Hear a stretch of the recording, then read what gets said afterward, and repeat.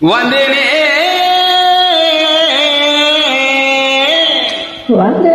ராஜாதி ராஜமாக ராஜ பிரதாபன் நானே வீர பிரதாபன் வந்தேனே வந்து நின்று சபைக்கு வந்தனோ சொந்தேனையா. மகாஜனங்களே, இங்கே நடக்கும் தெருக்கூத்து நாடகத்தில் ஏதேனும் சொற்குற்றம் பொருட்குற்றம் ஏதாவது இருந்தால் அதை மன்னித்து பாராட்ட வேண்டிய இடத்தில் பாராட்டி கைத்தட்டி எங்களை ஆசீர்வதிக்குமாறு கேட்டுக்கொள்கிறோம். நடக்காது தங்கச்சரிக சேலை